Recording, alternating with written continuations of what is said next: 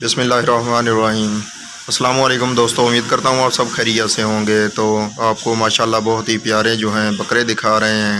ये सब के सब जो हैं टोटल जो है कोई 20-25 जो हैं बकरे यहाँ मौजूद हैं और सब के सब जो हैं गुलाबी बकरे हैं और इनको जो है कुर्बानी के लिए तैयार किया जा रहा है और इनको कुर्बानी के लिए तैयार करके आगे जो है फिर सेल करेंगे और इनको जो है मुख्तलिफ़ वगैरह ग़िज़ा भी डाली जा रही है, जिसकी वजह से जो है इनका जिसामत अभी और भी बनेगी। और ये बकरे जो हैं 2-2 मन तक एक बकरे का वज़न होगा और माशाल्लाह इनकी बहुत ही अच्छी ग़िज़ा और अच्छी जो है तैयारी हो रही है अब।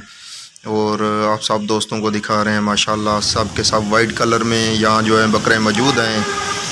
बहुत ही प्यारे गुलाबी बकरे हैं ये।